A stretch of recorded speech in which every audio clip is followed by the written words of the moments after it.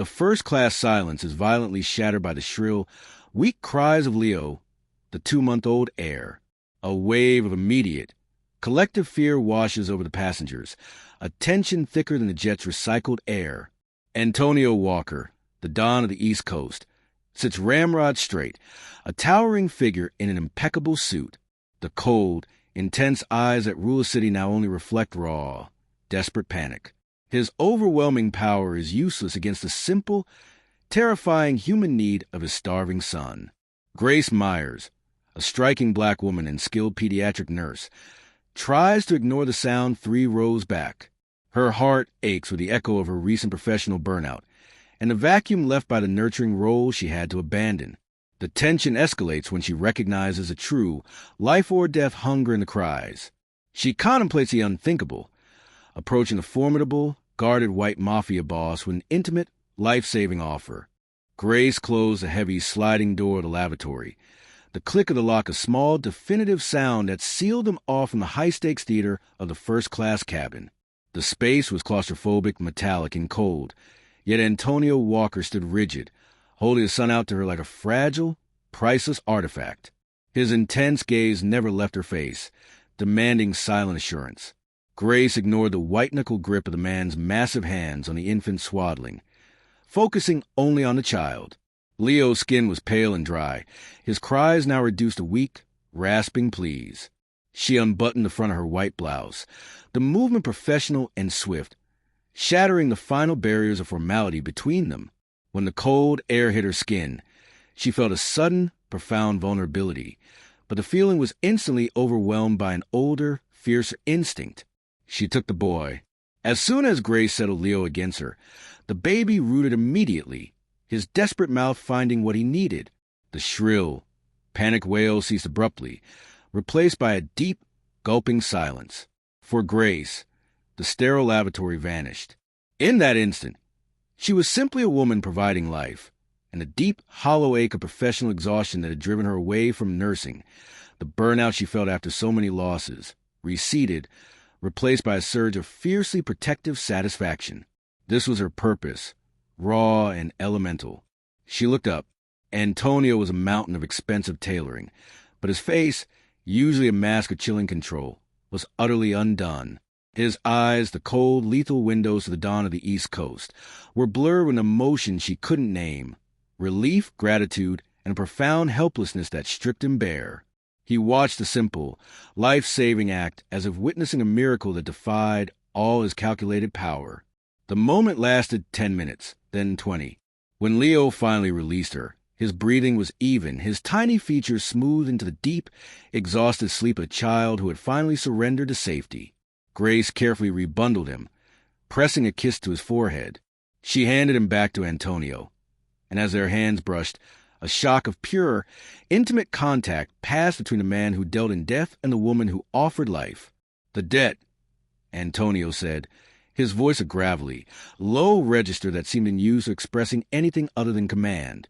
He didn't say thank you, a word that small would have felt insufficient. "The debt must be paid. Your name, your contact. Now." Grace hesitated. She was a black woman, a civilian nurse, standing in a 2x4 lavatory with a formidable, dangerous man who now felt he owed her a life. This was not a transaction she wanted. "There is no debt, sir. It's what nurses do." Antonio's eyes hardened slightly, returning to the dawn she had initially feared. "Everything is a debt. Everything has a price. You saved my son. You will give me your details, or my men will acquire them." It wasn't a request. It was an order masked as a promise. He produced a bespoke leather card case and pen, waiting. Recognizing the futility of resistance and trusting her professional contract would protect her, Grace relented, writing her name and phone number on a crisp white card. The Don took the card and, for a fleeting moment, held her gaze, a deep, unsettling reverence lingering in the depths of his eyes before the mass of stone slid back into place. Hours later, the private jet landed, depositing Antonio, Leo, and their security detail into the protective gloom of a secure hangar. Antonio didn't sleep on the drive back to his heavily guarded estate. He sat in the silence, Leo sleeping soundly in the bespoke cradle beside him. He pulled Grace's card from his pocket, tracing the elegant script of her name, Grace Myers. The debt was not money. It was not a favor. He was a Don, steeped in the ancient, secretive traditions of his lineage. His father's words echoed in his mind, whispers of forgotten laws. The woman who feeds the heir, who gives sustenance to the lineage when the natural mother has failed, is made sacred. She was no longer just a nurse who helped a stranger. By that intimate, selfless act, Grace had unknowingly performed a binding ritual. She was symbolically claimed the wet mother, the one who protected the child's future, and by extension, the one who now held profound, untouchable significance within the fiercely traditional, racially rigid world of the Walker family. Antonio looked down at his son, then at the card, the chilling realization settling in his gut. Grace Myers was now inextricably linked to the Walker name, and that protection was not a gift he bestowed, but a burden tradition had laid upon her, demanding he guard her with his life, whether she wanted it or not. She was off limits, sacred, and already part of his line. This was an impossible debt, and it had just begun to cost them both. 2 days later, the quiet of Grace's apartment felt oppressive. She had tried to settle back into her new, simpler routine, reading, organizing her life after quitting her high-stress job, but the memory of Antonio Walker, the sheer, dangerous weight of his gratitude, was a knot in her stomach. She kept waiting for call, for the expensive gift basket, for the anonymous wire transfer that would settle the debt he insisted upon. She was scrubbing stubborn grout in her bathroom when the doorbell rang, a hesitant, polite chime. It wasn't a delivery driver. When Grace opened the door, the hallway was dominated by 2 men in identical, tailored charcoal suits. They were silent, immense, and completely devoid of expression. They didn't smile, didn't offer names, and somehow managed to make her quiet, tree-lined street feel suddenly exposed. One held a sleek, silver tablet displaying a picture of Leo. It was a close-up, and the infant's tiny mouth was open in a weak, silent plea, his eyes looking dull and feverish. "Miss Myers," the taller one said, his voice flat, like a stone dropping into water. "Mr. Walker needs you. Now." The terrifying truth hit her with the force of a physical blow. The unspoken fear she had repressed on the plane, the wealth, the cold security detail, the way the pilot bowed, coalesced into a horrifying certainty. He wasn't a tycoon or a celebrity. He was power, distilled and lethal. She tried to close the door, but the man's polished shoe appeared silently in the gap, and the look in his eyes promised that resistance was not an option, only a prelude to greater trouble. "I signed no contract," she whispered, her voice tight with panic. "The contract," the man replied, "was signed when you saved the heir." Within 10 minutes, Grace was in the back of a black armored SUV, her small overnight bag resting beside her. The journey was long and circuitous, taking them far outside the city limits, through increasingly remote forested land. The vehicle was silent, impenetrable, and she had never felt more like a prisoner. When they finally turned off the main road, the entrance was a fortress, a sweeping wrought iron gate guarded by multiple cameras and men armed with serious, visible weaponry. The compound was vast, hidden behind towering stone walls, and the mansion itself was less a home and more a palace of lethal intent. Stark white stone, immense windows, and an air of silent, watchful authority. This was the seat of a king, a dangerous one. This was the Walker domain. This was the Inferno. She was ushered through enormous, echoing halls to a lavish nursery. There, everything confirmed her fears and solidified Antonio's desperate need. Leo lay in a high-tech crib, his breathing shallow and rapid. He was restless, crying intermittently, a sound far more labored than the hunger cries on the plane. Grace moved instantly to the crib, her fear momentarily forgotten, replaced by the nurse's focus. She checked his temperature, which was alarmingly high, and noticed the signs of severe dehydration had returned, worse than before. Antonio appeared in the doorway, framed by 2 more men. He was no longer the desperate father in a cramped lavatory. He was the Don in his lair. He wore a simple black shirt, but his presence filled the immense room, radiating an almost visible intensity. Grace spun on him, her anger finally breaking through the terror. "A kidnapping. You terrified me. You dragged me across the state line, And you have the audacity to show me a picture of a sick baby to justify it." She kept her voice low, but it vibrated with fury. "Who are you, really?" Antonio stepped into the room, his security detail remaining, watchful shadows in the periphery. He didn't flinch at her accusation. He walked to the crib, resting one hand lightly on the edge. He didn't deny anything. "I am Antonio Walker," he said, his voice dropping to that deep, commanding timbre she remembered. "I am the Don of this family. And I am telling you, Grace Myers, I am the most powerful man on the East Coast, and I cannot make my son eat." He looked up at her, and the veneer of the mob boss cracked just enough to reveal the raw, terrified father underneath. "The doctors, the pediatric specialists, they see a 2-month-old infant who needs a hospital. They want to put him in isolation, hook him up to tubes, and put him in the hands of people who won't care if he lives or dies, only that they follow protocol." He turned fully to her, closing the small distance between them. Grace could feel the heat radiating off him, the sheer physical force of his presence. "You," he continued, his voice now a desperate, pleading rasp, "you saw what they missed. You knew what he needed. He settled for you. I will sign any document. I will pay any price. But I am begging you, nurse, look at him." He gestured to Leo. "I need you to save my son from the hospitals. I need you to stay until he is safe." The stark vulnerability in his eyes, juxtaposed against the backdrop of his fortified empire, was devastating. The threat was terrifying, but the need was real, and Leo's whimper in the crib confirmed the urgency of the situation. Grace, seeing the sick child and the powerful man brought low by a simple human crisis, knew her fight for freedom would have to wait. Leo was starving again. The sheer audacity of his request, to save his son from hospitalization by holding her, a complete stranger, captive in his armed fortress, hung heavy in the lavish air of the nursery. Grace felt the cold terror that had gripped her when she arrived warring with the hot, insistent pressure of her professional duty. She looked from the terrifying force of Antonio Walker to the frail, feverish body of Leo, and the choice became devastatingly simple. She wasn't saving a Don's heir. She was saving a child. 1 week, Grace stated, her voice surprisingly steady, cutting through the silence. "I will stay for 1 week.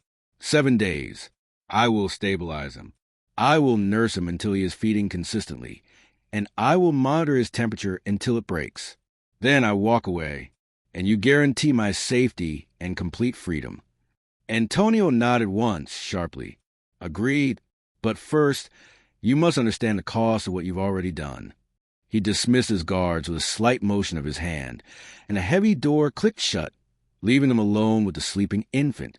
He then confessed the truth of the lineage, speaking in low, clipped tones, not of business or threats, but of ancient traditions that felt wildly out of place in the modern, sophisticated room. He explained the binding nature of her act on the plane, the sacred obligation it created, how the woman who nurtures the heir is symbolically claimed, becoming an extension of the lineage itself. He didn't just owe her a debt. He was bound to her. "When I asked for your details, the word got out," Antonio admitted, running a frustrated hand through his dark hair. "My rivals, the Bianchi family, they know only the old ways. They believe the child cannot be harmed if his sacred nurse is protected. But they also know that a symbol is leverage.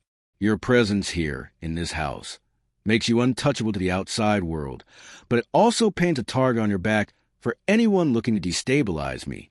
They will assume you are already mine." Grace felt the color drain from her face. She was not only a captive, she was an unwitting pawn in a war she hadn't known existed. "I won't be a symbol," she asserted, taking a defensive step back. "I am a professional. I want a contract, in writing, drafted by your best legal team. It must explicitly state I am a temporary, contracted medical professional, and that after 7 days, I am to be released unharmed, with documented proof of my physical and emotional well-being." Antonio looked at her, his lips twitching, almost in admiration. "You negotiate with the devil for your soul, Nurse Myers." "I'm negotiating with a desperate father who just admitted he put me in danger," she retorted. Within the hour, the contract, a meticulously drafted document promising payment, discretion, and absolute safe passage, was signed. Antonio signed it Antonio Walker, without any formal title, but the sheer weight of his signature was law. Grace signed, feeling the cold formality of the paper war against the intimate, biological contract already forged between her and Leo.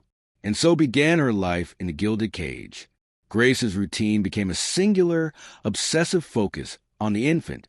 She moved into a guest wing that felt less like a bedroom and more like a five-star museum exhibit, constantly aware of the security presence that followed her every time she ventured beyond the nursery. She learned the house's rhythms. The hushed, efficient movement of the staff, the deep, unsettling silence of the secure hallways, and the sporadic, urgent phone calls that drew Antonio away, turning the man into the Don. But it was Antonio the father, not the Don, who drew her in. He would spend hours in the nursery, watching Grace work, his intimidating presence melting into quiet devotion. He read Leo complicated investment reports in a surprisingly gentle murmur. When Leo finally broke his fever and managed to drain a full bottle from Grace's supply, Antonio didn't cheer or make a grand statement. He simply lowered his head onto the crib rail and stayed there, breathing deeply, a man who had forgotten how to process simple relief. Grace began to see the vulnerability beneath the impeccable facade. She realized the ruthless control he exerted over his world was a shield against the utter, terrifying loss of his wife and the fear of failing his son. She saw the man who had lost his home and his emotional equilibrium hidden behind the mask of the most feared man in the American underground. She found herself sharing quiet moments with him, discussing Leo's progress, laughing softly when the baby burped loudly. These brief flashes of normalcy, of shared parental concern, were like sunbeams in the terrifying darkness of his world. It was an insane, dangerous attraction. She was falling for a man whose power could ruin her life, and whose world was built on violence. Every logical cell in her body screamed for her to count down the seconds until the contract expired. But every time Antonio looked at her with that profound, naked gratitude, a look that showed the Don was thanking the nurse for saving the only true piece of humanity he had left, Grace felt her professional distance slip, replaced by a reckless, tender emotion she hadn't anticipated. She was a temporary caretaker, but the Cole mansion was starting to feel less like a prison, and more like a home she was reluctantly healing one tiny breath at a time. The weeks seemed to stretch ahead, both interminable and terrifyingly short. For days melted into the strange, secluded routine of the Walker estate. Leo was thriving. His dehydration had reversed, his fever was gone, and the robust color had returned to his cheeks. He was starting to reward Grace's tireless attention with gummy smiles and a strong, healthy cry, the kind that demanded attention, not pity. With Leo stabilized, the clinical necessity that justified Grace's presence waned, replaced by the crushing reality of the contract clock ticking down. Only 3 days remained until her scheduled, guaranteed freedom. The rising sense of dread was not due to the mansion's guards or the Don's intimidating presence. It stemmed from the growing intimacy between Grace and Antonio. They had developed a silent language centered around Leo's needs, an unspoken partnership that transcended the formal contract they'd signed. Grace knew exactly how Antonio liked his coffee. Antonio knew precisely when Grace needed 5 minutes alone, directing security to keep a respectful distance. It was domestic dangerous and deeply disorienting. The tension broke late on the evening of the 4th day. Grace was sitting with Leo, who was asleep on her chest in the nursery rocking chair. Antonio entered, not with the abrupt authority of the Don, but with a weary slowness that suggested he was finally allowing the weight of his other life to show. He stood for a long moment, watching the peaceful tableau. The black nurse, the white air, the quiet comfort they had found, before he spoke. "The rumors are escalating," he said, his voice low, a deep rumble that seemed to vibrate with suppressed frustration. "My lieutenant intercepted chatter tonight. Specific references to the black nurse and the Don's heir. The Bianchi family is testing boundaries, sending scouts to old haunts, looking for weaknesses." Grace stiffened, her arms tightening around Leo. The sanctuary she had found in her professional duty shattered. "They know I'm here?" Antonio walked to a window, the soft light of the nursery failing to penetrate the darkness that seemed to cling to him. "They know enough. They know the heir nearly died. They know a woman of your description saved him on the plane. And they know the tradition." He turned back, his expression grim. They're not interested in the contractual terms. They see only the symbol. They see a sacred nurse, a black woman, in my house, caring for the future of a white Italian legacy. They see a challenge to the old, rigid order. Grace stood up carefully, transferring the sleeping Leo to his crib.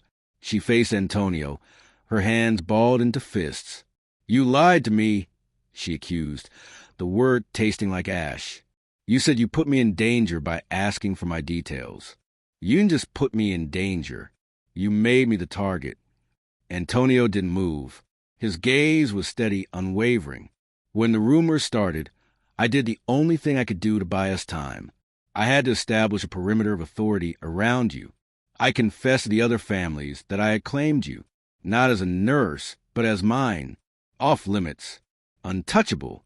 He paused, letting the full gravity of that admission settle. "You are sacred to the heir, Grace. If they harm you, it's an unforgivable offense against a lineage. But if they take you, they believe they destroy me and my succession. I use the sacred tradition as a shield, but that shield now makes you the most valuable target on the board." Grace felt the mansion, the gilded cage, shrink around her. Her 1 week of agreed-upon protection was a myth. She was now deeply, permanently entangled. "And you're telling me this now for days in?" Antonio approached her, closing the distance slowly until he was standing only a breath away. His intensity was overwhelming, but there was no threat in his eyes, only a turbulent honesty that seemed to cost him physical effort. "I am telling you this now because the truth is necessary," he said, his voice barely a whisper. "And because of this..." He reached out, his powerful fingers gently brushing the hair away from her face, an act of such tender reverence that it stole her breath. "Leo is strong. You save him completely. I should be preparing your escort and honoring the contract." His thumb rested lightly on her cheek. "But I cannot. I find myself looking at a future that contains peace, health, and quiet laughter, and that future requires you be in it. I am not sorry you are here, Grace Myers. I am sorry for the danger, but not for the choice. You saved my son and healed a part of me I thought was dead. You are more than a contract. You are already family to us." The admission hung in the air, heavier and more binding than any document. It wasn't just a threat of war outside the walls. It was a surrender of his own cold heart within them. He had confessed his identity, his plan, and now his heart. Grace's professional duty had ended, but her terrifying, reckless emotional journey had just begun. The contract was nullified not by violence, but by a simple, dangerous, whispered claim of possession and love. The fragile peace built on shared devotion to Leo shattered violently 24 hours after Antonio's confession. The shift was immediate, signaled not by a phone call, but by a sound that made Grace jump. The guttural, high-pitched wail of a security alarm cutting through the mansion's pervasive silence, followed instantly by the rapid, heavy thud of footsteps in the corridor outside her wing. Antonio materialized in the doorway, no longer the weary father, but the absolute Don. His face was a mask of cold, predatory efficiency, his eyes sharp and dangerous. "Get Leo." "Now," he commanded, his voice tight, stripped of all emotion except urgency. Grace, heart pounding a frantic rhythm against her ribs, snatched Leo from his crib, swaddling him tightly as Antonio's lieutenant. A scarred, imposing man named Marco slid into the room, tablet in hand. "A coordinated hit, Don," Marco reported, his voice low and professional, ignoring Grace entirely. "The West Side warehouse. They hit the docks hard, heavy fire exchange. It's the Bianchi. But the intel is clear, boss. It's a feint. They're pulling our perimeter security to the coast." Antonio didn't look away from Grace. He was focused on her, assessing her movements, ensuring her compliance. "What is the message?" Antonio's tone was deadly calm, the kind of stillness that precedes an explosion. Marco glanced at Grace, then back at his Don. The communication intercepted on the dock radio. They said they were taking the Don's black nurse and his bastard heir. "They're coming for the symbol. Don, they want to disgrace your lineage, take the sacred bloodline, and publicly execute it." The words hit Grace like a physical blow. Disgrace, bastard heir, execute. The symbol she had become was the sole focus of a violent, organized attack. She stared at Antonio, the color draining from her face, and a horrible clarity washed over her. Her presence was not protection. It was the entire reason for the bloodshed. She couldn't allow Antonio to risk his whole operation, perhaps his life, to defend her and Leo. "Stop it," Grace whispered, stepping forward, clutching Leo tighter. "You can stop this. Tell them I'm the price. Offer me." She took a desperate breath. "I'm a pawn. Use me to stop the violence. Tell them you exchange me, release Leo, and end the fight." Antonio turned, and the fury radiating off him was palpable, a heat that made the hair on her arms stand up. His jaw was clenched so tight the tendons in his neck stood out like cords. He looked like the monster she had initially feared, a man of pure, distilled rage ready to destroy. "You do not understand the rules," Antonio growled, his voice dropping to a terrifying, guttural pitch that seemed to vibrate in her bones. "If you walk out of here, you walk out as my property in their eyes, and they will use you to destroy everything I protect. You are sacred to Leo, and you are mine to defend. You will not offer yourself to those animals." He stepped toward her, his eyes blazing with a dangerous, protective fire that was far more frightening than his cold control. "You think you can stop a war with a sacrifice, Grace? You think they'll stop at just one life? They will take everything, and I will not allow it." He reached out, his massive hand clamping around her wrist, pulling her toward the exit with an unstoppable force. "Get your mind right, Grace. You are under my protection, and I will burn this city down before they lay a hand on you or my son." Marco rushed ahead, ensuring the passage was clear. Antonio didn't wait for Grace to process the terrifying declaration. He shoved her gently but firmly ahead of him, holding her back to his chest as they hurried down a secret staircase disguised behind a library shelf.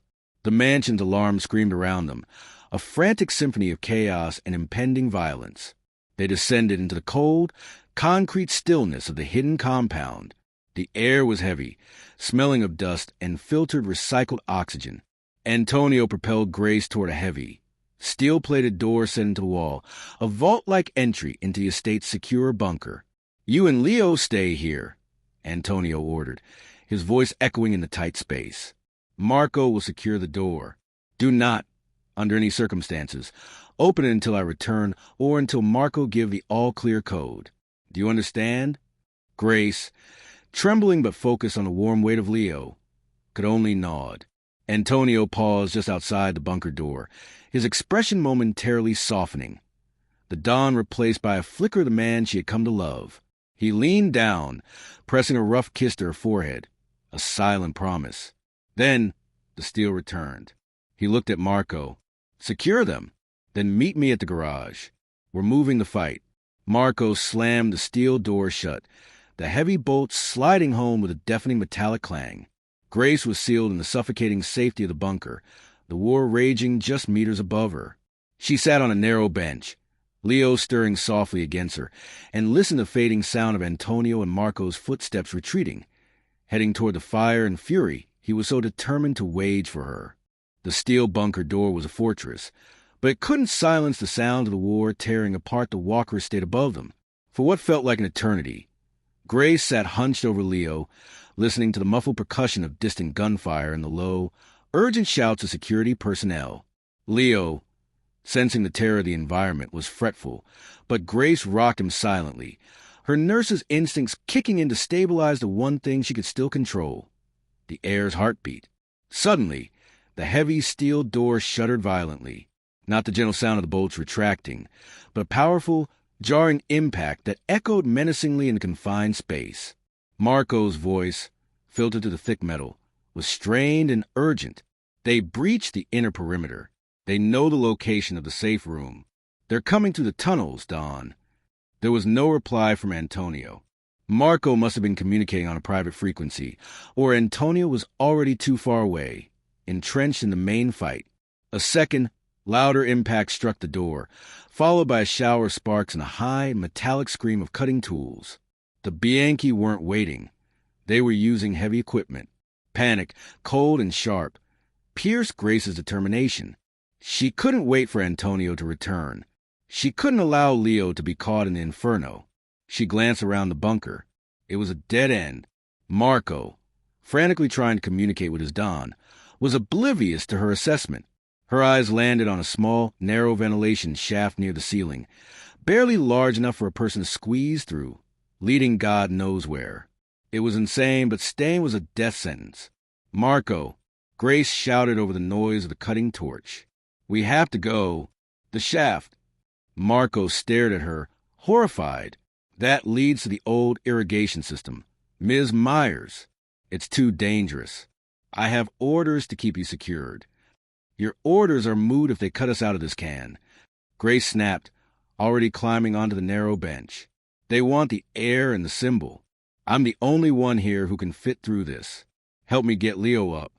Marco hesitated for only a fraction of a second, a choice between Antonio's direct, static command and the dynamic, immediate need to save the air. He lifted the heavy infant carrier, his face set in grim resolve. "Go. It leads south, away from the main house. I'll delay them." Grace squeezed her eyes shut and forced her body through the tight, dusty opening, scraping her clothes and skin on the jagged metal edges. The moment she was through, Marco quickly handed the bundled Leo up to her. She took the baby, her heart lodged in her throat, and began to crawl into the absolute, suffocating darkness. The sound of the cutting torch intensified, the metal beginning to hiss as it yielded to the heat. Behind her, she heard the frantic roar of Marco's automatic weapon being brought up as he prepared his last stand. The air in the shaft was thick with dust and the metallic stench of iron. Grace crawled, pulling herself along on her elbows, the weight of Leo a constant, terrifying burden. Every meter felt like a mile. She was relying purely on the rough direction Marco had shouted, a desperate, blind scramble for freedom. She didn't know how long she crawled, but finally, the tunnel opened into a damp, concrete drainage pipe, the old irrigation system. It was larger, allowing her to stand, albeit hunched over. She emerged into the cool, dank air, her lungs burning. Leo clutched tightly to her chest. She ran. Grace sprinted down the concrete pipe, the sound of the mansion battle fading behind her.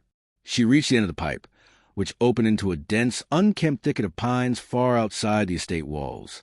She crashed through the undergrowth, her expensive dress tearing on thorns, her shoes sinking into the mud. She ran until her legs gave out, collapsing in a small, shadow clearing. Leo began to cry, a tired, hungry cry. Grace pulled him close, trying to silence him, but it was too late. A low, amused voice cut through the rustling pines. "Look who we have here. The sacred nurse, running through the woods like a frightened rabbit." Grace froze, slowly turning toward the sound. Stepping out of the darkness were three men. In the center stood a man in a pale gray suit, impeccably dressed despite the circumstances. This was not a soldier or an enforcer. This was the leader. His face was sharp, predatory, and his eyes held a calculating cruelty that made Antonio's intensity seem warm. This was Salvatore Bianchi. "The Don surrendered his empire just now," Salvatore purred, advancing slowly. "A magnificent performance. He offered everything, his wealth, his future, his life. All for you. But he was too late." Salvatore's gaze dropped to the child. "And the future of the Walker line is ours now, nurse. You are the leverage. You are the symbol we will use to erase Antonio Walker forever." Grace stood defenseless, trembling, the weight of Leo in her arms a terrible, precious proof of her failure. The Bianchi leader smiled, a cold, triumphant twist of his lips. Her desperate flight was over. She was captured, and the Don's entire empire and the man she loved was now hanging by the fragile thread of her life. Grace was bound to a reinforced steel column in the center of an abandoned, cavernous industrial space, the stench of stale oil and damp concrete filling the air.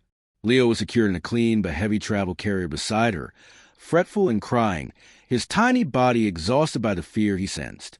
Salvatore Bianchi stood a few feet away, surveying the scene with the polished enjoyment of a man who had won a grand prize. Grace wasn't just bait. She was the centerpiece of a public execution designed to obliterate the Walker legacy.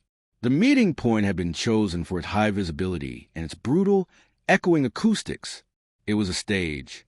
Salvatore had his men placed strategically around the perimeter, not for defense, but for witnesses.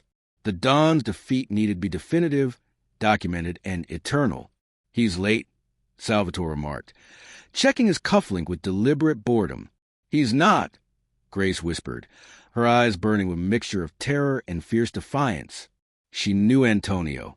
He was meticulous, and his timing would be perfect, because for him, failure was not an option. As if summoned by her thought, the massive freight door at the end of the warehouse groaned open, bathing the floor in the sudden, blinding glare of headlights. Antonio Walker stepped out of the harsh light. He was alone. His hands were raised, open and empty, visible proof of his surrender. He wore the same expensive suit from the day of the plane journey, now dusty and bearing the grim evidence of the night's earlier fight. A tear at the shoulder, a smear of mud on the trouser leg. He walked forward slowly, every step a measure of controlled, lethal tension. "Salvatore." Antonio's voice boomed, calm and cold, echoing off the metal rafters. Salvatore smiled, a cruel, satisfied expression. "Antonio." The Don of the East Coast arrives to beg. A historic night for us all. He gestured toward Grace, who stared at Antonio, her heart hammering against her ribs. "The deal was made. You wanted the Empire. You have it," Antonio said, stopping 10 feet from the column. He ignored the armed men, focusing solely on Salvatore and briefly on Grace. A flicker of raw devastation crossed his face when he saw her bound.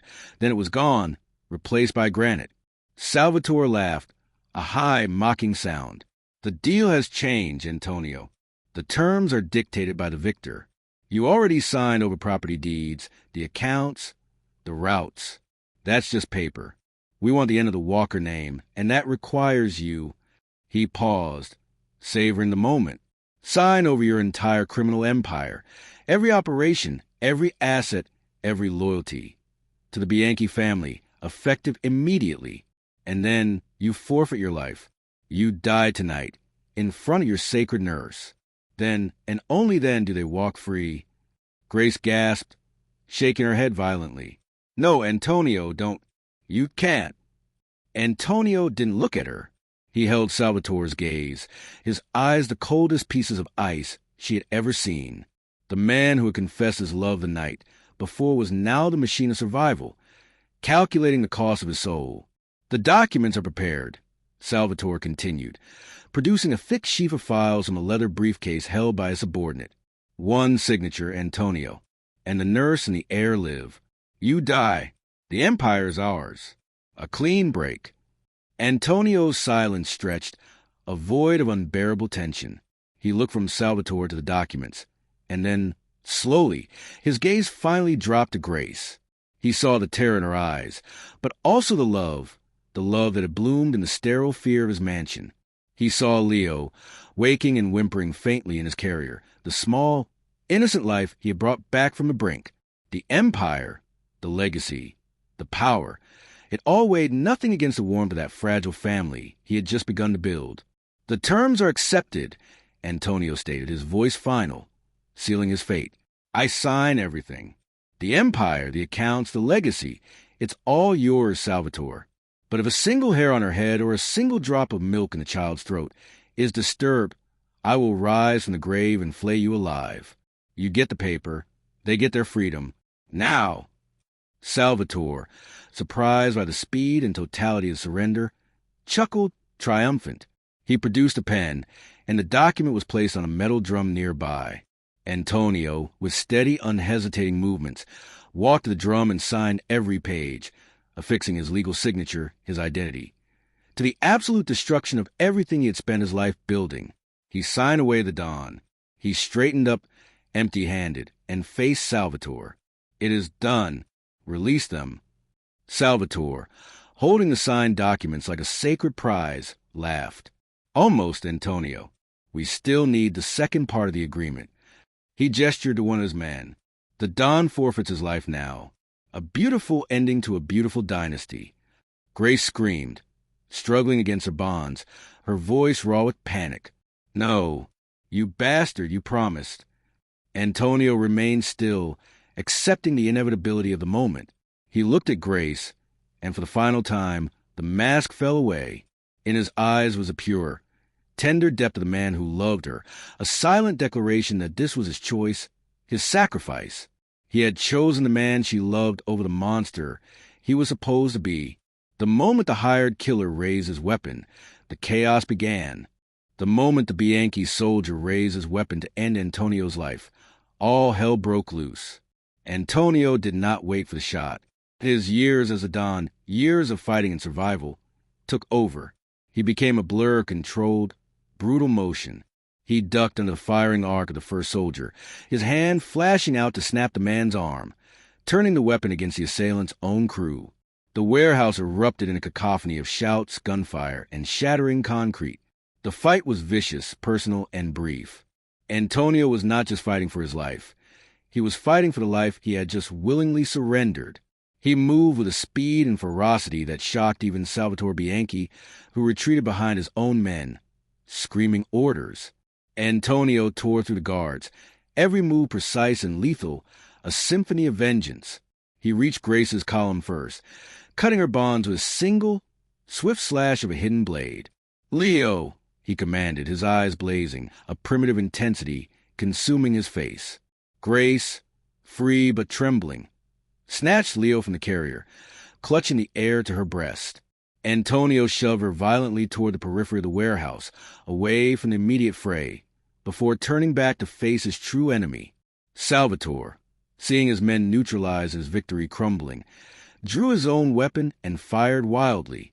Antonio met him, not with a quick kill, but with a visceral, savage battle that tore across the warehouse floor. It was a confrontation not between two bosses, but between two opposing philosophies. Antonio's desperate need to survive for his new family versus Salvatore's belief in absolute, cold-blooded power. The battle ended abruptly. Antonio drove Salvatore backward into the central steel column, disarming him with a sickening crunch. Antonio stood over the gasping Bianchi leader, his chest heaving, his face slick with sweat and someone else's blood. The warehouse fell silent, broken only by the whimpers of the wounded and the terrified cries of Leo. Antonio raised his gun, holding it steady, aimed squarely at Salvatore's forehead. The Don was back. This was a moment of reckoning, the final, inevitable act of a life lived by the sword, the kill shot, the definitive end to his enemy. In the silence, the Don prepared to deliver the cold justice that had ruled his world for decades. He was going to erase the threat to Grace and Leo with a monstrous finality. Grace watched. Leo held tight against her shoulder and saw the last vestiges of the man she loved retreating behind the terrifying, lethal gaze of the Don. This moment, she realized, was more critical than the entire ambush. If Antonio killed Salvatore in cold blood now, he would be trapped forever. The blood on his hands would define him, and the beautiful, vulnerable father would be lost to the ruthless monster. Dropping Leo safely into the empty carrier, Grace took a shuddering breath and walked straight toward Antonio. Ignoring the danger, ignoring the gun in his hand and the defeated enemy beneath his boot, she placed her hand flat against his chest, over the frantic, pounding beat of his heart. She pushed gently, urging to look away from the kill shot, away from the darkness. "Don't," she pleaded, her voice trembling but firm, a clear note of moral clarity in the wreckage. Her eyes locked on his, seeing the conflict raging behind the steel. "Don't do it, Antonio. They broke the code. The other families will finish him. You don't need this." She stepped closer, forcing her light into his shadow. "I need Antonio, not the Don. Leo needs a man who chose to save him, not the monster who kills for revenge. Choose conscience, Antonio. Choose us." The tension in Antonio's body was unbearable, a terrifying wire pulled to the snapping point. He was utterly torn between the ingrained habits of his violent world and the pure, desperate plea of the woman who represented his only path to light. The gun remained steady, aimed at Salvatore. His jaw worked, his breath coming in ragged, painful gasps. The silence was deafening, the final, agonizing heartbeat of his old life. Then, slowly, agonizingly, Antonio lowered the weapon. The sound of the gun being lowered felt louder than any gunshot. He had chosen. He had chosen her. He had chosen the man. He nudged the gun away with his foot, looking down at the groveling Salvatore with cold, utter contempt. Antonio then turned, scooping Grace into his arms, burying his face in her hair. "The deal is void," he growled, no longer to Salvatore, but to the shadows. He broke protocol. He went against the sacred law. And he broke a contract. He belongs to the families now. Let them decide his fate. He lifted Leo from the carrier, holding his son and Grace close. The three of them pressed together, breathing the same toxic air of the warehouse. Antonio stood tall, no longer the Don, no longer the victim, but a man who had sacrificed his empire and refused the final demand the monster he carried inside. He had survived the battle, but the war for his soul had just been won by the nurse. He simply walked out of the wreckage, carrying the only things that mattered. They left the ruins of the warehouse, not in an armored motorcade, but in a simple black sedan driven by a shell-shocked but loyal soldier. Grace, cradling the miraculously sleeping Leo, watched the dawn break over the city. Antonio sat beside her, his hand wrapped tightly around hers, the warmth of his skin a grounding anchor in the wake of the night's savagery. He had sacrificed his kingdom, faced death, and chosen his soul over his sword. Now, only the aftermath remained. Later that morning, back at the heavily secured estate, now eerily silent and under perimeter of their most loyal men, Antonio gathered Grace and faced her, the tension finally easing from his massive shoulders. "I love you, Grace Myers," he declared, his voice raw but resonant with conviction. It wasn't a confession made in passion or desperation, but a statement of absolute truth, forged in fire and blood. "I love you because you saw the man in the monster and you loved him anyway. I love you because you saved my son and then saved me from myself." He pulled her gently into his embrace, Leo sandwiched safely between them. "I forfeit everything. I meant every signature. The Empire is worthless without you and him." He spent the next 48 hours in ruthless, silent work. He appointed Marco, his most honorable and least ambitious lieutenant, as his successor, transferring the functional responsibilities of the Walker family and setting the process in motion to liquidate or legally transfer his vast criminal assets. He ensured Marco understood that Grace and Leo were to be protected until they were safely out of the country. Antonio was systematically dismantling the Don, brick by bloody brick, transforming a lifetime of criminal legacy into clean, untraceable capital for a new beginning. Then, the final judgment arrived.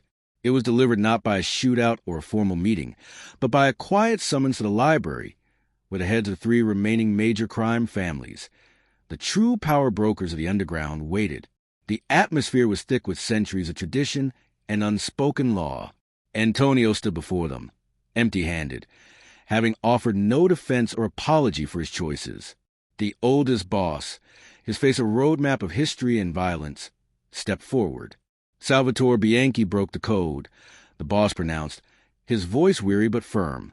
He ignored the sacred law of the Madre Natura, the one who feeds the air.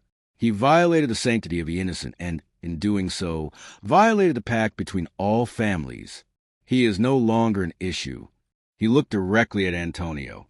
"You, Don Walker, were ready to sacrifice everything to uphold the code, even your life and your empire.